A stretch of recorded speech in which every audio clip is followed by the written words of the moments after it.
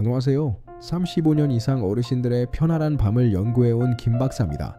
야간요 통합 솔루션에 오신 것을 환영합니다. 혹시 이런 경험 없으신가요? 병원 문만 열고 들어가면 갑자기 머릿속이 하얘지고 내가 무슨 말을 하려고 했는지 뭘 물어봐야 할지 기억이 잘 나지 않는 경험 말입니다. 분명 밤에 잠도 못 자고 화장실을 들락날락하며 고생했는데 막상 의사 선생님 앞에서는 그냥 밤에 자꾸 깨요 라는 말밖에 못하고 나오기 일쑤입니다. 짧은 진료 시간은 금방 지나가 버리고 병원 문을 나서면서야 그 말을 했어야 하는데 하고 후회하시곤 하죠. 어르신, 그건 절대 어르신의 잘못이 아닙니다. 누구에게나 일어날 수 있는 아주 자연스러운 일입니다. 짧은 시간 안에 내 몸 상태를 정확히 설명하는 것은 생각보다 어려운 일이니까요. 그래서 오늘 야간요 통합 솔루션에서는 우리가 그 소중한 진료 시간을 2배, 3배 더 효과적으로 활용할 수 있는 아주 구체적이고 실용적인 방법을 알려드리려고 합니다.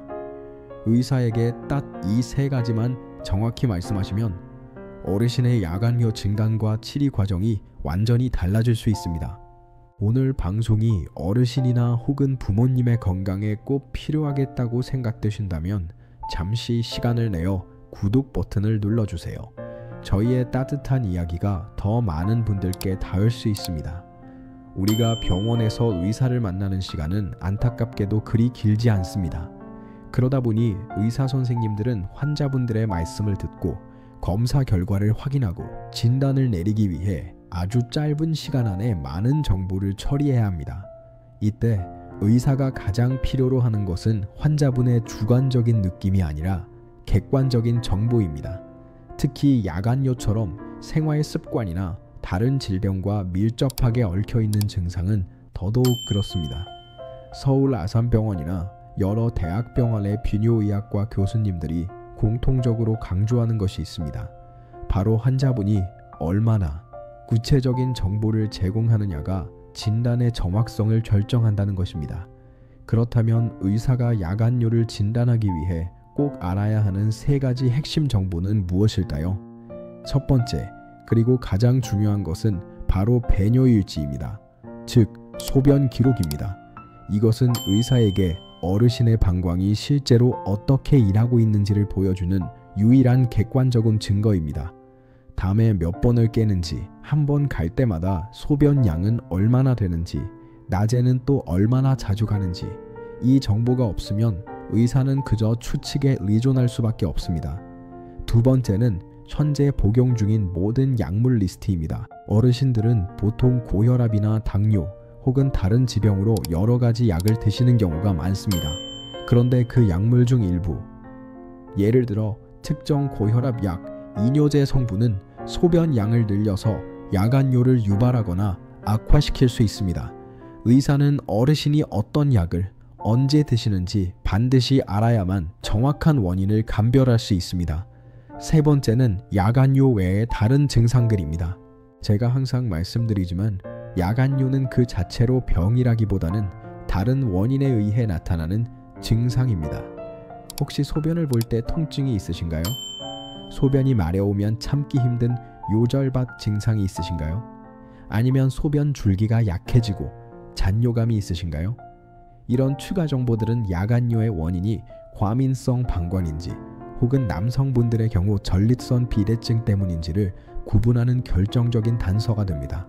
결국 의사에게 필요한 것은 밤에 깨서 힘들어요 라는 호소와 더불어 1.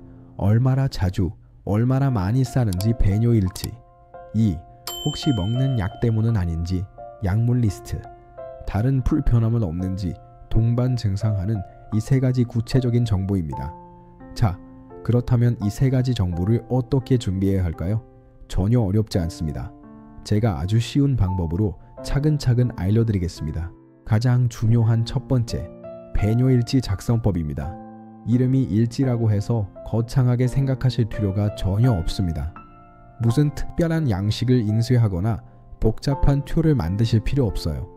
그냥 집에서 흔히 쓰는 공책 한 권과 약국에서 1,000원이면 살 수 있는 작은 플라스틱 계량컵 하나만 준비하시면 됩니다. 종이컵을 쓰셔도 좋고요. 병원 가시기 전 딱 이틀에서 사흘 정도만 기록해보세요. 공책에 2가지만 적으시면 됩니다. 첫째, 소변 본 시간.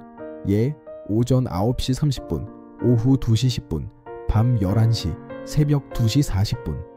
둘째, 소변 양. 예, 200cc, 150cc, 300cc. 이게 전부입니다.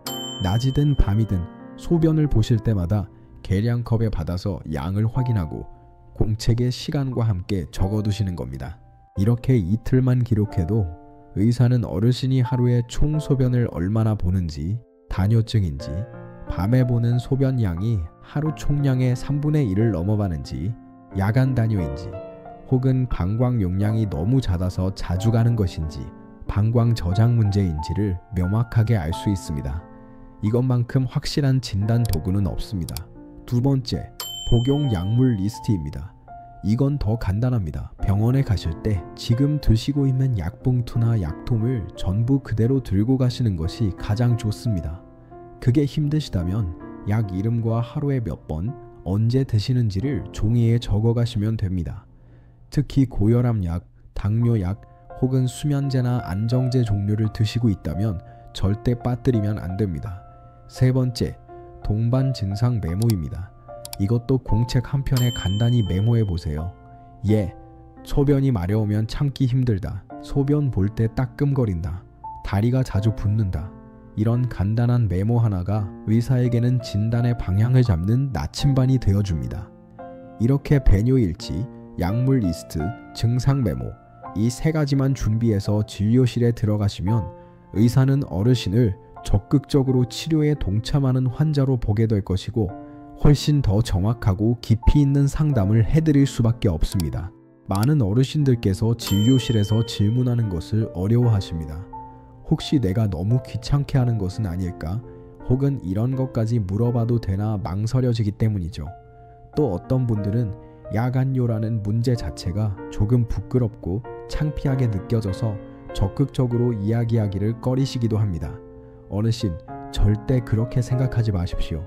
어르신의 몸이고 어르신의 건강입니다. 의사에게 어르신은 귀찮은 존재가 아니라 함께 문제를 해결해야 할 치료의 동반자입니다. 그리고 야간뇨는 절대 부끄러운 일이 아닙니다. 60대 이상에서는 2명 중 1명이 겪는 아주 흔한 증상일 뿐입니다. 당당하게 말씀하셔야 합니다.